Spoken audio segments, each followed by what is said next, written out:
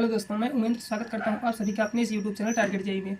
आज का क्लास हमारा होने वाला है सोम के बारे में। सोम का इंट्रोडक्शन देखेंगे कि सोम होता क्या है और शुरू करते हैं आज का क्लास। देखते हैं कि सोम, जिसे हम कहते हैं कि इसका फुल नेम होता है strength of material. Strength of material, इसको अन्य किन नाम से जाना जाता है इसे हम देखते हैं कि इसे अन्य नाम से हम जानते हैं, जैसे सोम मतलब स्ट्रेंथ ऑफ मटेरियल। दूसरा, इसे हम जानते हैं कि मैकेनिक्स ऑफ सॉलिड भी कहते हैं, मैकेनिक्स ऑफ सॉलिड। फिर और किन नाम से जानते हैं, फिर देखते हैं mechanics of material, mechanics of material. फिर अन्य और भी नाम से जानते हैं, इसे हम मोस भी कहते हैं। फिर अन्य किस नाम से जानते हैं, mechanics of deformable body, mechanics of deformable body. एक नाम ये हो गया, एक नाम और है इसका, mechanics of structure, mechanics of structure. ये सोम के मतलब विभिन्न प्रकार के नाम हैं, जो कि हम सोम को कई नाम से जानते हैं। तो सोम माने स्ट्रेंथ ऑफ मटेरियल, मोस, मैकेनिक्स ऑफ सॉलिड या मैकेनिक्स ऑफ स्ट्रक्चर, दोनों से जानते हैं। फिर ये सब मैकेनिक्स ऑफ डिफॉर्मेबल बॉडी क्यों कहा गया है, इसे हम देखते हैं। पहले तो हम जानते हैं कि मैकेनिक्स क्या होता है, जो हमारा ये वर्ड कॉमन है सब में। ये हम देखते हैं कि मैकेनिक्स क्या होता है या इसकी डिफिनेशन क्या होती है। मैकेनिक्स देखते हैं इसका definition. It is the branch of science in which we study external and internal force and its their effect on the body। इसका मीन्स क्या होगा कि यह विज्ञान की वह शाखा है जिसमें एक्सटर्नल और इंटरनल दोनों फोर्स का हम किसी बॉडी के ऊपर अध्ययन करते हैं। तो वो हमारा हुआ मैकेनिक्स। अब फिर मैकेनिक्स हम जान लिए, और मैकेनिक्स कितने प्रकार के होते हैं ये जानते हैं। फिर उसके बाद उसमें ही हमारा सोम आता है। फिर हम देखते हैं कि मैकेनिक्स कितने प्रकार का होता है। Mechanics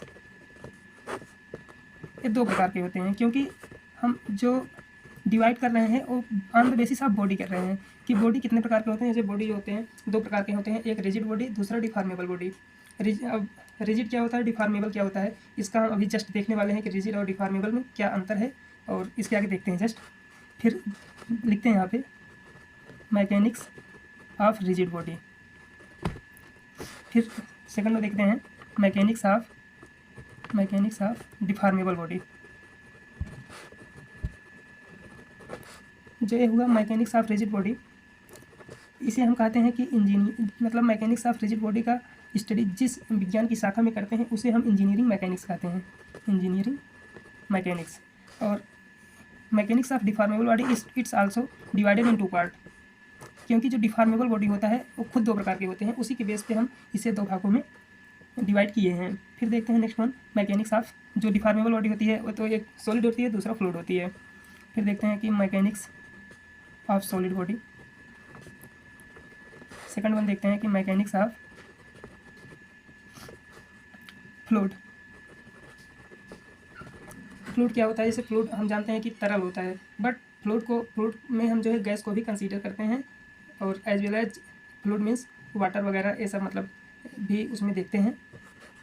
fluid means not only liquid but also gas. और मैकेनिक्स ऑफ सॉलिड बॉडी, इसमें क्या देखते हैं, internal force and its pressure, its effect.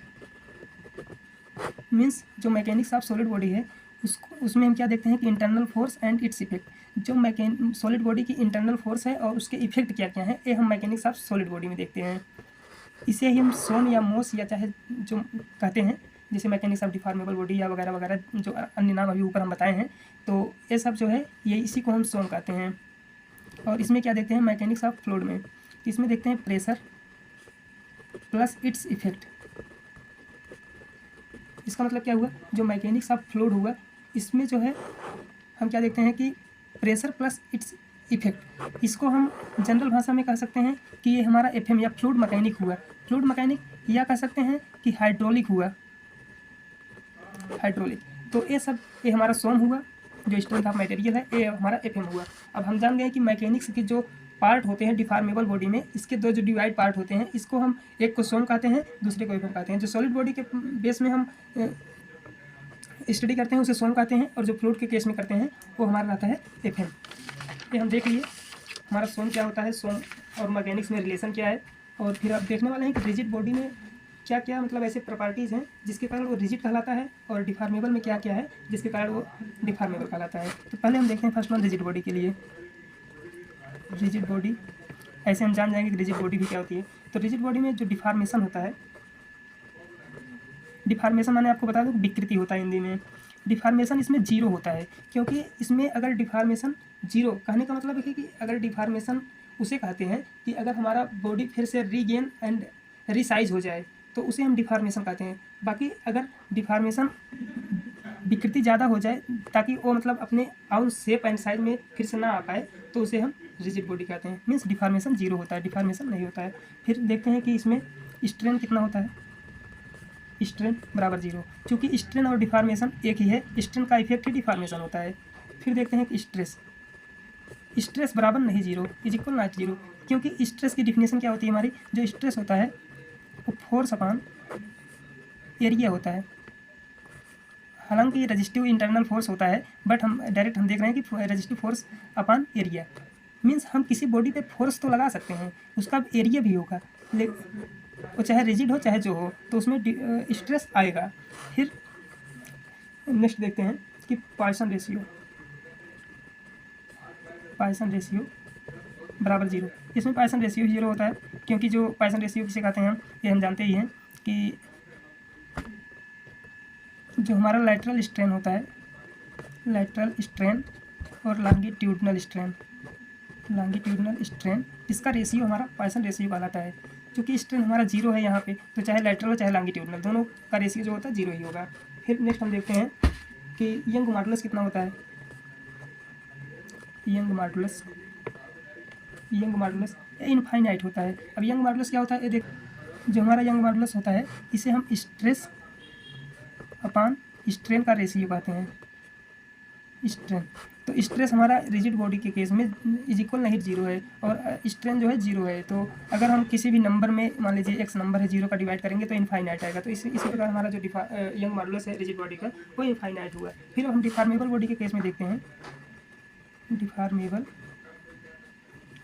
Body, इस केस में देखते हैं कि डिफॉर्मेशन जो होता है,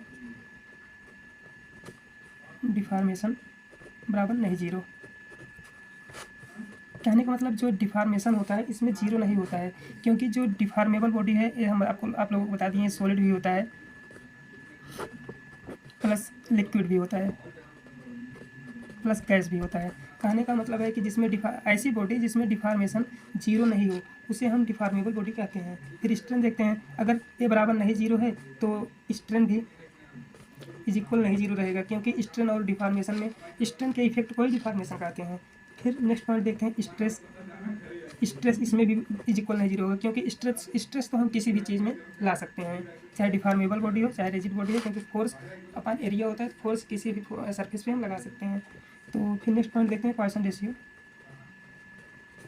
पॉइसन रेशियो ये क्या होता है, इज इक्वल -1 म्यू 0.5, मतलब -1 से 0.5 तक वेरी करता है पॉइसन रेशियो हमारा। और कहीं ये मतलब होल मटेरियल के लिए दिया गया है, न कि केवल जो है सोम के लिए दिया गया है। रिजिड बॉडी और डिफॉर्मेबल बॉडी दोनों के लिए ये मतलब हमारा जो दिया गया है इंटरवल, ये मतलब सोम और एफएम दोनों के लिए दिया गया है। फिर नेक्स्ट पॉइंट देखते हैं कि इसमें क्या होता है कि young modulus, young modulus, young modulus बराबर क्या होता है, ये पदार्थ पर निर्भर करता है, मीन्स मटेरियल की प्रॉपर्टी पर निर्भर करता है। जैसे कि मटेरियल में कितना स्ट्रेस आता है, कितना स्ट्रेन आता है, ये डिपेंड करता है, इसे डिनोट करते हैं मटेरियल की प्रॉपर्टी पर डिनोट करता है। जैसे कि हम एग्जांपल के तौर पे देख सकते हैं कि माइल्ड स्टील जो होता है, माइल्ड स्टील 210 गीगापास्कल, इसका जो होता है ई अर्थात यंग मॉडुलस, और ई अगर स्टील के एल्यूमिनियम के लिए देखते हैं तो ये होता है 70 गीगापास्कल। फिर स्ट्रेस स्ट्रेन कर्व। स्ट्रेस को सिग्मा से डिनोट करते हैं, स्ट्रेन को एप्सिलॉन से। ये भी पदार्थ के मतलब मटेरियल की प्रॉपर्टी के ऊपर डिपेंड करता है। तो आज के लिए इतना ही, तब तक के लिए धन्यवाद आप सभी को। Okay bye, thank you. और हाँ, अगर चैनल पर नए हैं तो ज़रूर सब्सक्राइब करिएगा ताकि हम ऐसे ऐसे वीडियो डेली लाते